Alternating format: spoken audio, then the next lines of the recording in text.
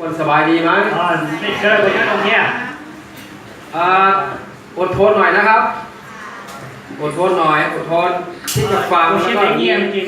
มีคนแปลจะพอเดี๋ยวจิ้มว่าตัวไทยที่ชี้เนี่ยอีกไม่นานไม่ต้องมีคนแปลแล้ว今天ก่อนนี้เรา只有读ไทยเลยทำไมอ่ะ有一家เพราะเราจะไปที่สวรรค์หมด也被我什么都已经看了หรือไม่มีใครไป是有情况的demoอีกหน่อยเราจะไปสวรรค์หมดไม่ต้องมีแปลแล้ว今天ก่อนนี้เราจะ被我都已经看到เราจะเข้าใจภาษาเดียวกันจะ被到交流一样多了情况อะไรไม่ยากอะไรไม่ยากอะไรไม่ยากไม่ยากใช่ผมดีใจมากนะครับที่ได้มาเยี่ยมในบ่ายวันนี้ผมลงเชื่อชาเราตัวใช้ไปเชื่อเราลูกเชื่อยันลาชัวเป็นโอกาสที่ดีนะครับมาเยี่ยมพี่น้องผมไปแต่พี่น้องคริสตจักรมงในประเทศไทยนะมาคุ้มหมดทั้งเราจะเปิดใจมงไทยของเราเนี่ยไม่เกิดไทยมาไปทุกภูเขาที่อยู่ในประเทศไทยไปได้ตรงว่าเชื่อเราย่อว่าอย่างมงย่อเลยล่ะแต่ว่ายังไม่เคยเจอพี่น้องมงที่มาจากต่างประเทศเดี๋ยวชีมาจีโต้จีตัวจะมงว่าตัวหรือได้แค่ตัววันนี้ขอบคุณพระเจ้าเห็นเยอะแยะเลยครับมารู้เนาะว่าจะโชว์ว่าปอดจุ้งเลยก็ขอให้ทุกคนมีความสุขที่มาอยู่ในเมืองไทยด้วยกันเทียบทอดกับเป็นเชลิงสตูนที่ก็เก็บนักข่าวรองย่อว่าตัวย่อเขาได้จะไทยเหมือนเนาะขอบคุณพระเจ้านะครับผมว่าที่พวกท่านทั้งหลายได้เลือกมาอยู่กับพวกเราที่เมืองไทยนี่นะว่าเป็นเชลิงอย่างเจ้าว่าตัวไซต์ตัวย่อเราได้จะไทยถึงยังไงก็ตามนะครับตอนนี้จาราซี่ในโลกนี้ก็ไม่ใช่บ้านของเราอยู่ดีเขารู้ดีๆนะหรือจีเอาเป็นเจ้าว่ารงที่ไหนก็คงไม่ดีเมื่อเราไปอยู่ที่สวรรค์เขาตัวเรายิ่งจีรงเลยตัวอย่างเขาเป็นเหมือนอย่างตัวยิ่งเช่นกันขอให้เราทุกคนได้เชื่อพระเจ้าอย่างมั่นคงตัวเชื่อแต่ว่าจีผมคิดว่าลูกๆว่าอนุชนนี่สุดยอดมากนะครับผู้ชายเดียวจะว่าเพิ่งถ่ายรวนเอาแล้วยังจะว่าชื่อเส้นชับเลยพวกท่านทั้งหลายจะเป็นผู้นำในอนาคตจะเป็นผู้นำคริสตจักรมาแล้วจะอยากจะว่ารุ่นในตอนนี้นะเลยอยากจะหล่อย่อที่เราตัวเป็นยังไงขอให้ทุกคนเอาจริงเอาจังกับพระเจ้าแต่ก่อนเป็นอย่างนั้นตัวเชียจะขอแจ้งกับข้าชื่อซึ่งลูกสาวคนโตผมอายุ20ผู้ตูนไทยรอดหรือนุ่งยงอย่างในกบชงคนเล็กอายุ15เจตูยาวยาวกบชิชงผมบอกเขาว่าถ้าลูกนะอยากได้อะไรพ่อจะพยายามกูที่หายเราแล้วเดียวนี่ซาโตะชีกูยัวอ้วนเลียดทั้งนั้นนี่พ่อจะทำให้หมดกูวันที่อ้วนกว่าตาเนาะสุดท้ายนะไม่มีอะไรเหลือ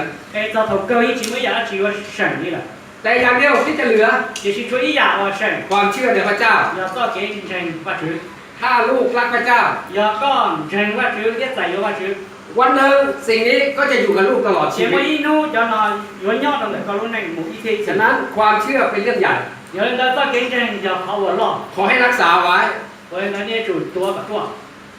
วันที่6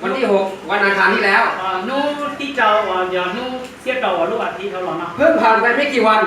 มันอยู่ว่าเท่าไหร่ที่ไปเจอนู้นละผมกับภรรยาโอ้เดี๋ยวกูก็เนี่ยขับรถจากขอนแก่นเจ้าชาเช่เต่าจากขอนแก่นเราจะมาประชุมแถวกรุงเทพนี่ละเจ้าลอมวนนี่น้องผมต้องใช้อะไรเนี่ยผมขับรถ130 กิโลเจ้ากูชาเช่โมอีปัวเป๊ะจุดกิโลรถ18 ล้อนี่มาชนเจ้าลูกเช่เกาหลีลูกรอหลอดผมจะเอาลูกรู้จักใช่ไหม18 ล้อปอป้องเราไม่ใช่เกาหลีรู้หรอรถใหญ่ๆน่ะรู้หล่ออะไรเนี่ยแล้วก็มาชนเจ๊หล่อนเจ้าลูกไม่ตายดิฉันคิดว่าอะไรเลยอ่ะไม่ตายอาเมนเพราะว่าพระเจ้ามียาว่าชื่อซื้อให้ผมมาเทศนาที่นี่เจี๊ยบกูหลอกเจี๊ยบก็จะต้องรู้เรื่องเนาะฮัลโหลรถผมเสียหมดเลยครับกูรู้เช็คปวดตันก็ทิ้งหมดทั้งคันขอเจนี่หลังตาแต่ผมกับภรรยาไม่เป็นอะไรเดี๋ยวชีพูดเนี่ยกูก็เนี่ยคือชีไม่เป็นไรนาแข็งแรงดีอะไรเลยอ่ะอาเมนพระเจ้าให้เราอยู่ในโลกนี้ว่าช่วยเจ็บไปหลังเราก็เจ็บไปหน่อยให้เรารับใช้ยังเจ้าไปหล่ออยู่ยังวันเต้าหรืออยู่ในสถานการณ์ไหนยอดเรารู้ใจตื่นหรอสิอย่าโทษพระเจ้าอย่าโทษดูอย่าเสียใจเลยครับตรงเชี่ยตรงนึงผมมาจากครอบครัวคริสเตียนกูอย่าอีกใจหนึ่งวันยังว่าชื่อพ่อแม่เป็นคริสเตียนพ่อแม่เป็นคริสเตียนเนี่ยสีอย่าเจ้าวันยังว่าชื่อ แล้วก็ปู่ก็เป็นคริสเตียน 我要出来叫你话就， มีพี่น้อง7 คน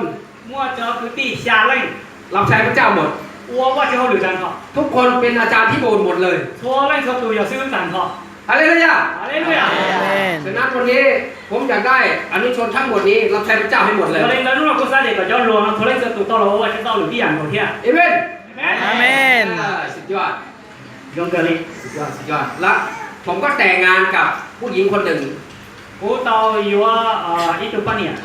ผู้หญิงที่สวยที่สุด 要做用高級啦， คำว่าสวยที่สุดรู้ไหม 攞話嘢用高級啦，我達到。 เพราะว่าเขาเป็นผู้รับใช้ 到我紐約到我話咗好條片， เขาเป็นศิษยาภิบาล 紐約佢先好啲啊，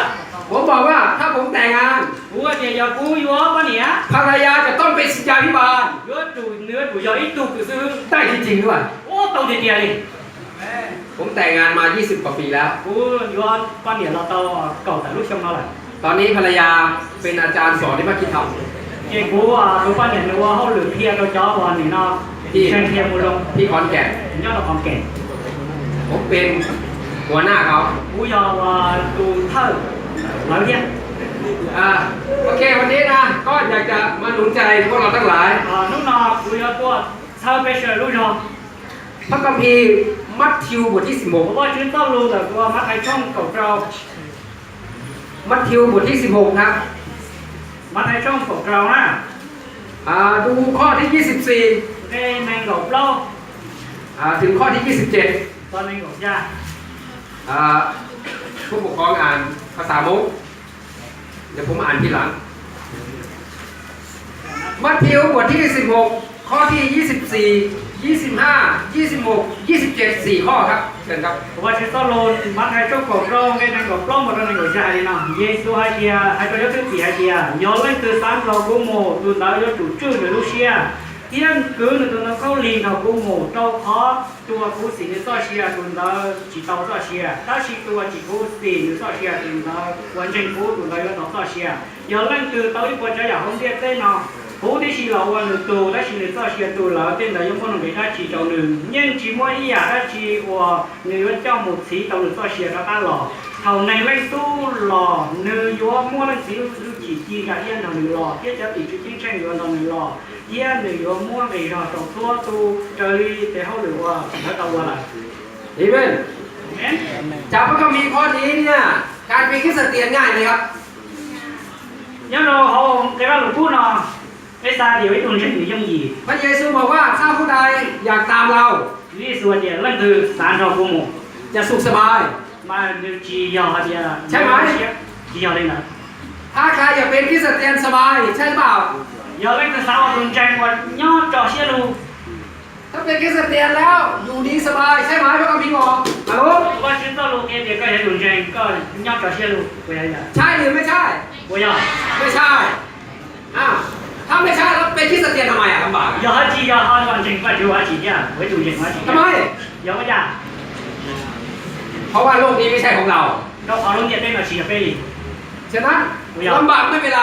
còn nhảy chưa đi chả ถ้าลำบากในโลกนี้ ta còn nhảy luôn nhận đây nào สบายที่สวรรค์ bây giờ tàu rồng nhau sẵn dây chuyền ถ้าสบายในโลกนี้ ta bây tàu rồng nó luôn nhận đây nào มันจะลำบากในหน้ารก chỉ bây giờ tàu kia còn nhảy nhau tu tiền đi tàu họ cho lại các bạn เข้าใจใช่ไหม bây giờ gà โอเค โอเคแปลว่าอะไรตกลง ok đấy là giờ là ภาษาไทยนะครับ và chứ ở thì nó là lưu thai này ạ มีตัวอย่างนี้ครับ พระคัมภีร์ข้อนี้ ตัวแรกผมจะอ่านให้ฟัง ถ้าผู้ใดใคร่ตามเรามา giờ lên từ sáng đầu của mùa หนึ่งคริสเตียนต้องตามพระเยซู chi tu tranh do chủ rồi Giêsu một วันนี้เราตามพระเยซูใช่ไหม muốn nào bên rồi Giêsu một bây giờ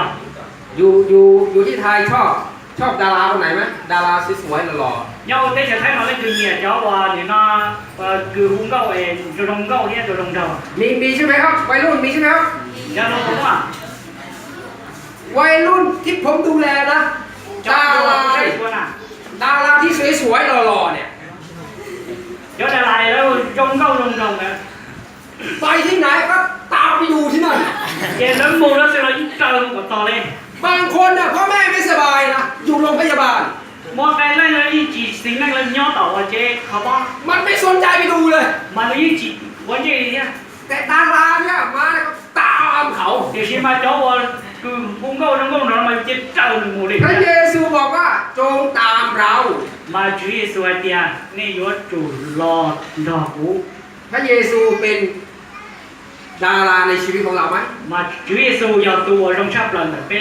วันนี้เราต้องตามพระองค์ chỉ mới nó được pe chủ đòn được một ít เราตามอะไรบ้าง pe sợ là đi à มันเป็นคำถามที่สำคัญ เป็นคำถามที่สำคัญ giờ ý lo lồn nó vào chuyển chết hẳn อย่าตามเพื่อนที่ไม่เป็นคริสเตียนที่ไม่รักพระเจ้า chỉ có một trời có một công dự và nương trong cái sự chỉ nên hoa chữ อย่าตามอะไรก็แล้วแต่ที่มันจะทำให้เราหลงจากพระเจ้า mà yếu trả chỉ có sử dụng một trở thì có gì từ khi mà thóc yếu cái này hoa chữ โลกนี้อันตรายไหม lúc này cái nào thì cũng có kiếm bỏ xì สังคมนี้อันตรายไหมลูก lúc mình trả xì อันตรายไหม xì โอ้น่ากลัว tổng thái sắp lần à อย่าไปตามเขานะ mà chỉ có một trời nữa à ตามพระเยซู yếu chủ trời của Chúa Giêsu นี่ thôi สำคัญมาก mà được chuyển chết hẳn đi ผมจะบอกให้ฟังว่า กูยงหายแล้วเนี่ยเรานี่นะ เมื่อ 60 ปีที่แล้ว 60 ปี แล้วว่าเจ้าเจ้าช่วงเท่ารอนะ คุณปู่ผมเนี่ยเชื่อพระเยซู กูยาวเลยยาวเจ้าเช่นว่าจื้อ เขาไล่ออกจากหมู่บ้าน เลยมดเจอเต่าเขาเรียกรอ หมู่บ้านที่เขาอยู่เนี่ยเขาขับไล่ออกไปเลย แล้วได้ได้เราเลยย่อจีรวมมดเจอเต่าทัน เขาบอกว่าคุณเชื่อพระเยซู เดี๋ยวเขาได้ก้อนเชิงเยซู คุณไม่ไหว้ผีใช่ไหม มาก็จีเนี่ยนวันเชิงด้านจีไปได้ ออกไปเลย จีมันเต่าเที่ยวโม่ แล้วก็ไม่ต้องอยู่กับชาวบ้าน จีจีซ่อนรองเนี่ยนอนเจ้าเจ้าดีละ ปู่ผมเนี่ยนะต้องออกจากหมู่บ้านที่ของพ่อของแม่แล้วก็พา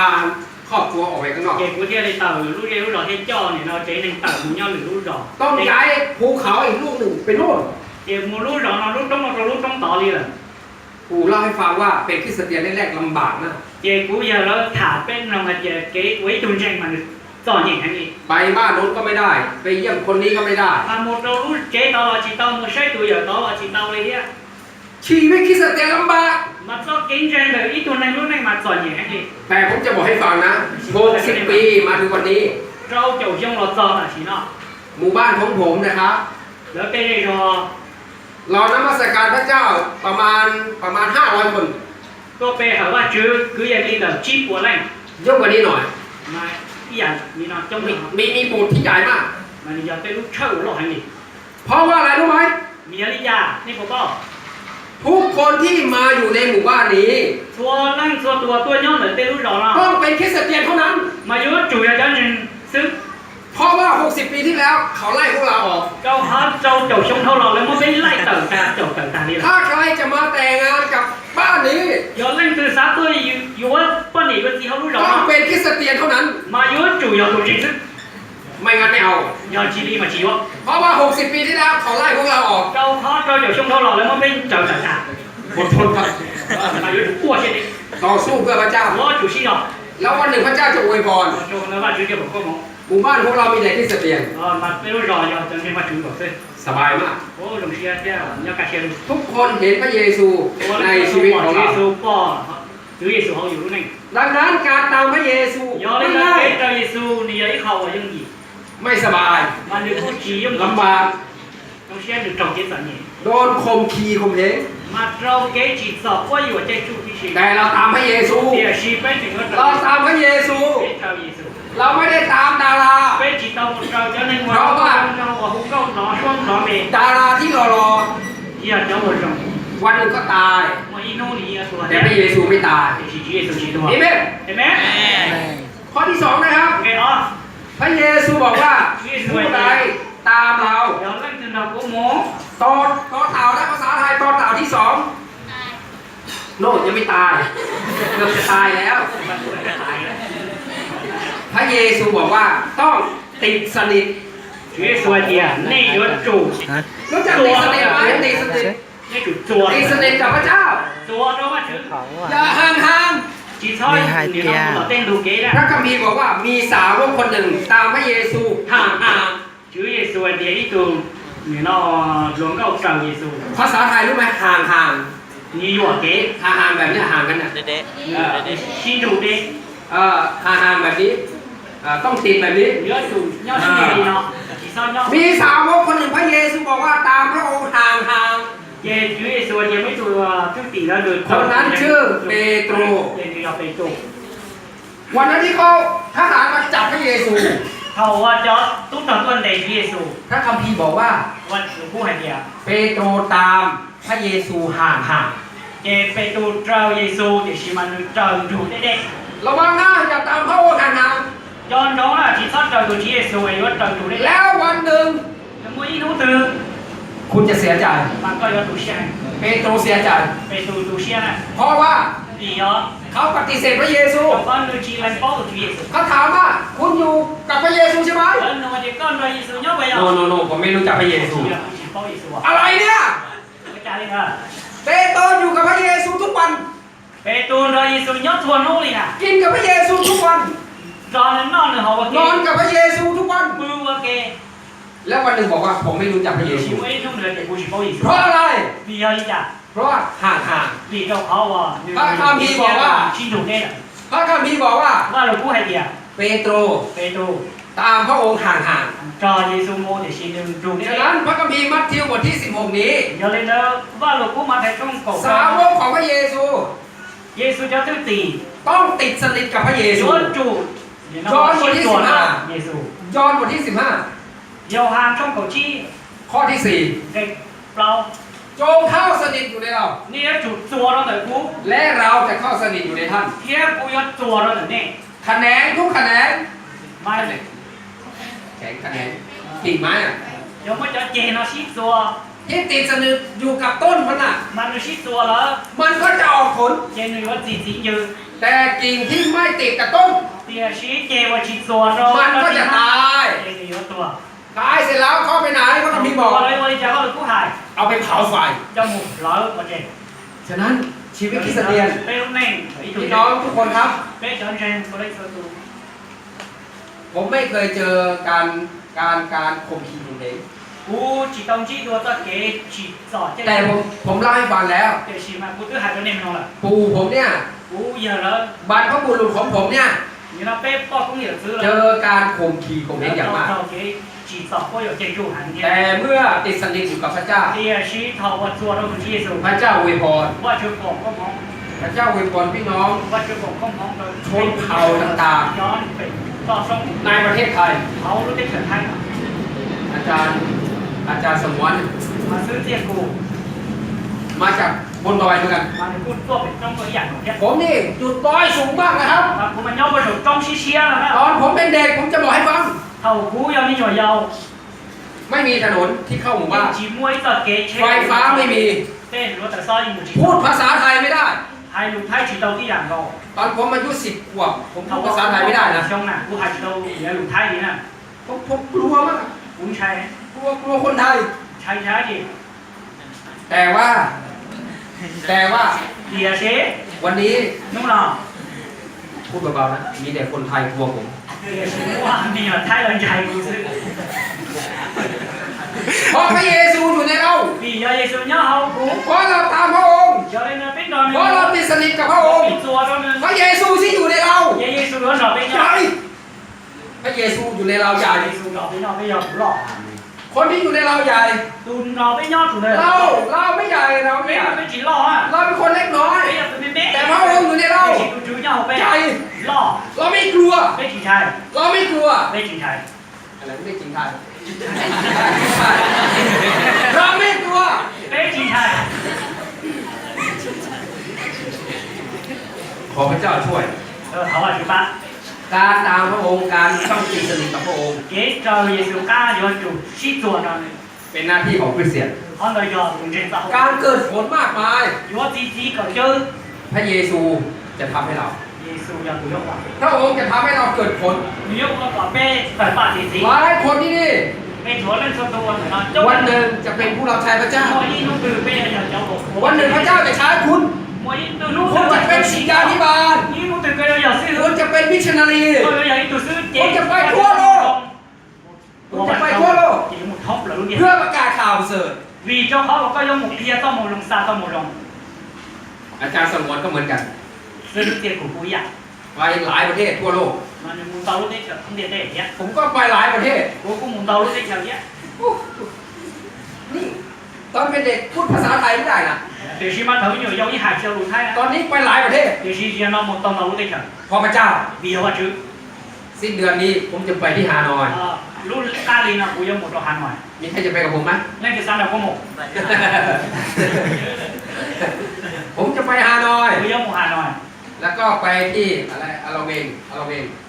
ยังเริ่มอาราเวง ไปสองเมือง ยังหมดเราเอาลุ่นดง เพื่อที่ไปพูดคุยเรื่องการทำพันธกิจของพระเจ้า 也有某些他在让我西巴我ว่าจื้อแต่เท่าเลย ระหว่าง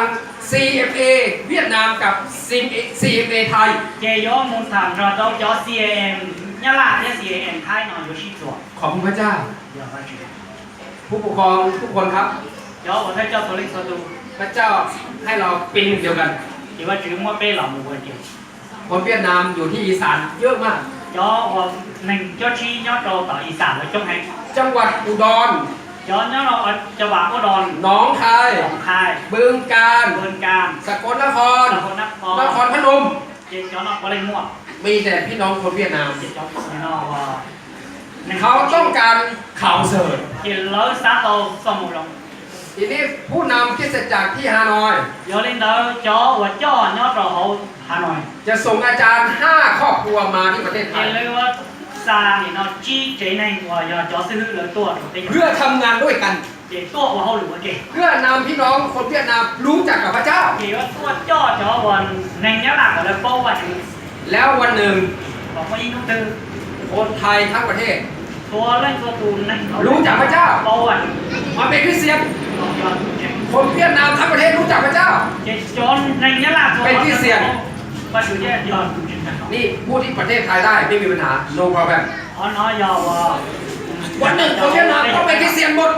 ยังไม่รู้สึกเยอะๆย้อนจากก่อนตันเขา พูดที่ประเทศไทยได้ ตัวให้เตาเราเขาได้ยังไงซึ่ง แต่พูดที่โน่นไม่ได้ ให้เดี๋ยวเขาจะท ที่นี่ไม่เป็นไรอธิษฐาน ำเพราะเราเยอะจุด ขอพระเจ้าช่วย เขาว่าจุดบ้าน เพราะเราเป็นสาวกของพระเยซู โจเขาไม่ยอเยซูเยอะ เราจะทำสิ่งที่แตะหัวใจพระเยซู เจ็บไม่ยอวันที่อยากว่าก่อเขาก็ชื่อเยซูเชื่อ และพระเจ้าจะอวยพร เจ็บที่เขาเลยว่า และประตูจะเปิด เจ้ารู้ตรงดูจริง พระคัมภีร์บอกว่า ว่าหลวงปู่ไฮเดีย มนุษย์ปิดประตู ที่ในก็เขาตรง พระเจ้าจะเปิดหน้าต่าง เดี๋ยวชี้ว่าจุดพี่เขาได้ ถ้ามนุษย์ปิดหน้าต่าง ถ้าอย่างที่ในก็เข้าใจ พระเจ้าจะเปิดประตู ว่าถือพี่เขาต้อง ถ้ามนุษย์ปิดทั้งประตูทั้งหน้าต่าง ถ้าอย่างว่าถือเขาต้องที่เข้าใจที่ชี้ พระเจ้าจะเปิดตรงไหน ว่าถือพี่เขาถือ ถ้าปิดหน้าต่างปิดประตูพระเจ้าก็จะเปิดหลังคาอะไรเนี่ย Hallelujah. นั่นใช่ ตัว นั่นใช่นะ อันที่สาม อันที่เป้ เมื่อกี้บอกว่าอันที่สามอะไรนะตายตาย ตาย เด็ก ตัว มาเลยฮะ ตัว ตัวก็ถามกันนะ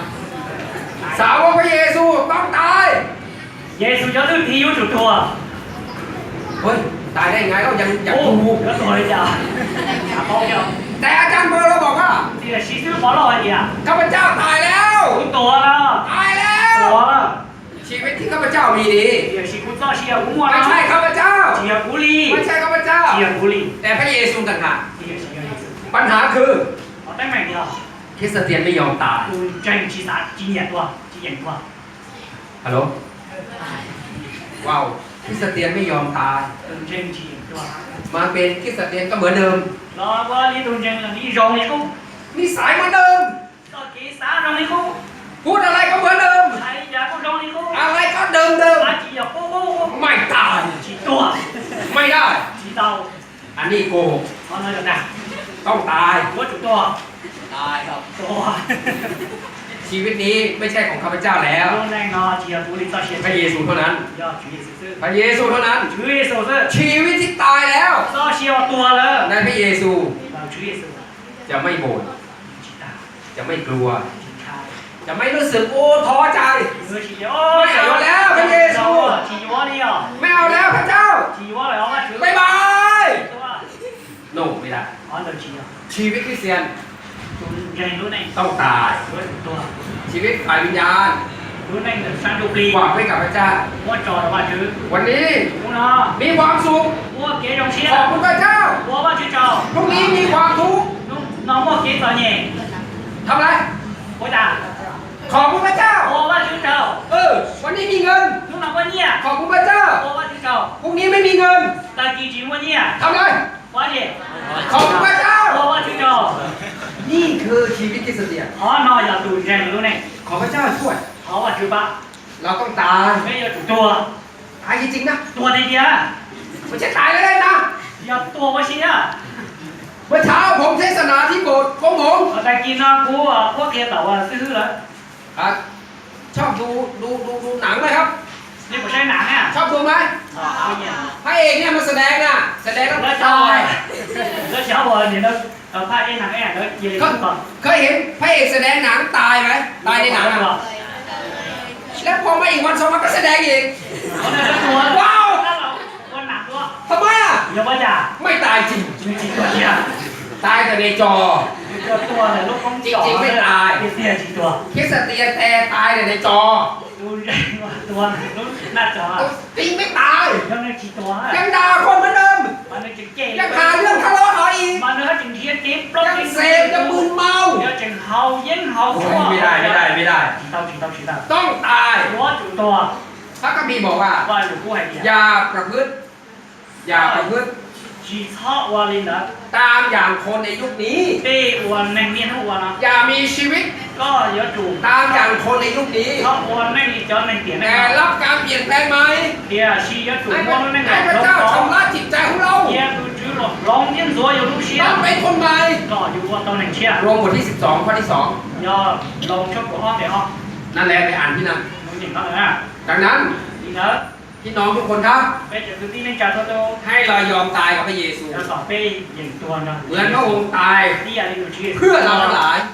thanh bê được sọ ทั้งชีวิตของพระองค์ ทางเขาเลยรู้เจ๊ มอบให้แก่เราทั้งหลาย มัวปูแต่ทางกับเป็น ฮัลโหลโอเคไหม เดี๋ยวโอเคโอเค โอเคแปลว่าตกลงนะ ในมัทธิวบทที่ 16 ข้อที่ 24 ประการสุดท้าย อันสุดท้าย เป็นเราใช้ในการ พระคัมภีร์ได้บอกว่า พระเจ้าจะประทานบำเหน็จข้อที่ 27 บำเหน็จให้ทุกคน พระเจ้าจะประทานบำเหน็จให้ทุกคน มียกผู้รู้จีตรงนี้ตัวโต ตามซึ่งเขากระท เราลีเต้วันนี้ตัวเราแล้ว ำแปลว่าอะไร เบียร์จ้ะ แปลว่าพระเจ้า ไทยเดี๋ยวว่าชื่อ จะมอบของขวัญให้เรา โยมมัวอยากของฟรี ประทานรางวัลให้เรา ยอดจบของโยมมัว ตามที่เราท ตามที่เราท เจ้าลีเต้ของ ำมันแสดงว่า นึกเคลียร์เต้าไอเดีย ชีวิตคริสเตียน ตูนเรงรู้ไหม ต้องโต โยจุหลอกเรา เติบโต โยจุหลอกเรา ผู้ปกครองมีลูกกี่คน 4 คน โตไหมเห็นลูกโตไหมถ้าไม่โต โตก็ต้องไปหามากินเยอะ ถ้าเราเลี้ยงลูก และลูกไม่โต ๆgiờ bé tôi mới nhỏ nhà mình nhỏ chỉ lo ho như vậy chả ปวดหัวเนี่ย con tao hồng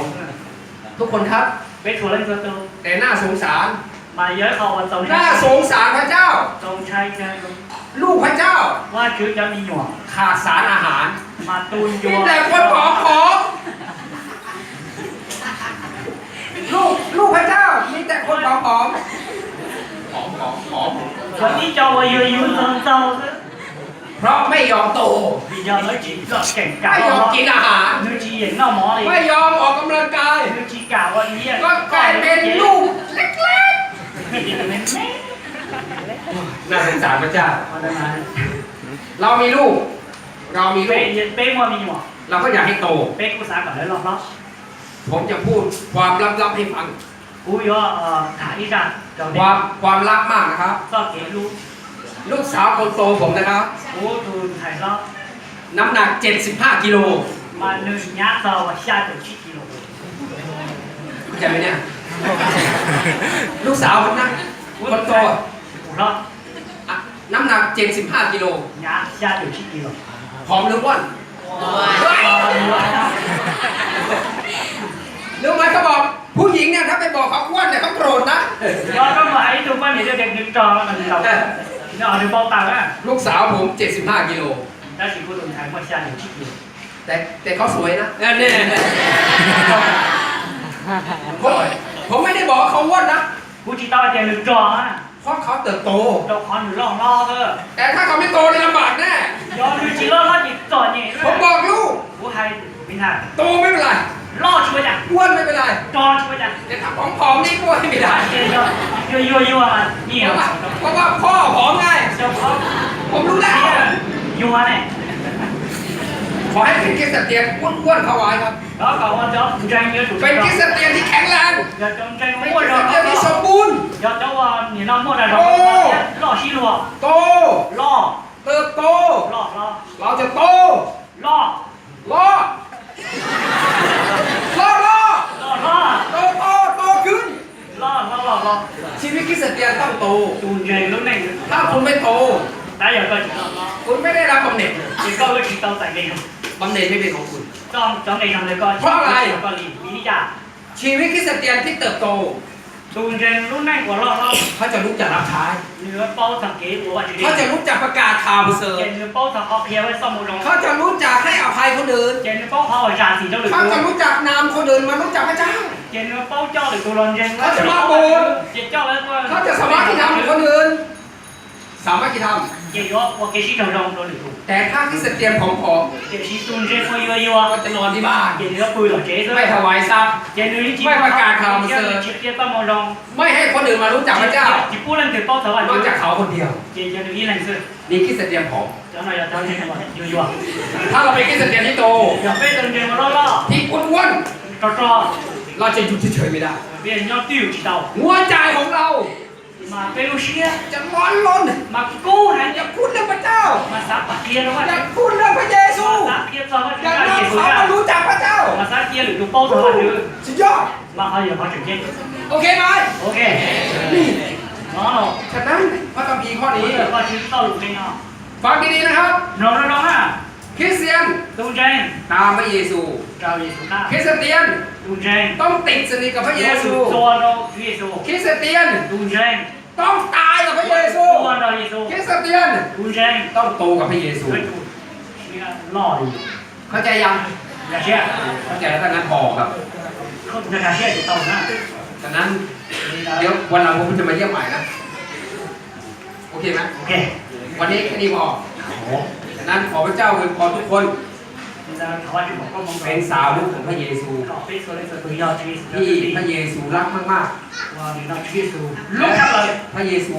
เราก็รักพระเยซูมาก ขอไปหน่อยลูกชีวิตสูหายเนี่ย ๆ อีกไม่นาน ชีเด็กก่อนได้เนาะ คริสตจักรสะพานใหม่ของเรา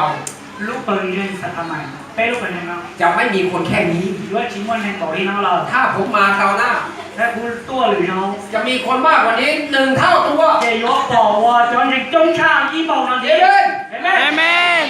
ให้เราถามครับ เขาว่าชีวิต ข้าแต่พระเจ้า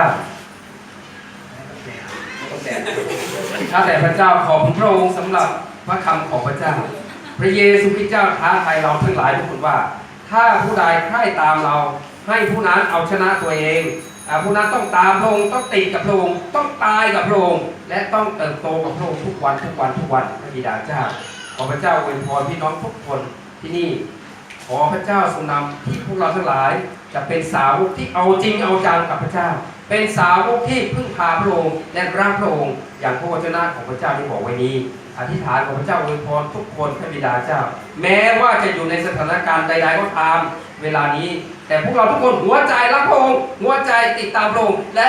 กระตือรือร้นในพระองค์อยู่เสมอ อธิษฐานขอบพระคุณพระองค์อธิษฐานอวยพรผู้ปกครองที่สจักรทุกคนที่ทำหน้าที่ดูแลพี่น้องที่นี่แล้วก็สมาชิกทุกคนอนุชนทุกคนเด็กๆทุกคนอยู่ในโบสถ์นี้ขอบคุณพระองค์และอธิษฐานขออวยพรสถานที่แห่งนี้ที่อนุญาตให้เราใช้สถานที่ขอพระเจ้าอวยพรทุกคนที่เกี่ยวข้องแต่ที่มีจิตใจงดงามของพวกเราขอได้รับพระพรมากมายจากพระเจ้าขอบคุณพระองค์ในพระนามพระเยซูคริสต์เจ้าอาเมนพระเจ้าอวยพรนะครับ ว่าจะบอกว่าเขาเป็นตัวนะ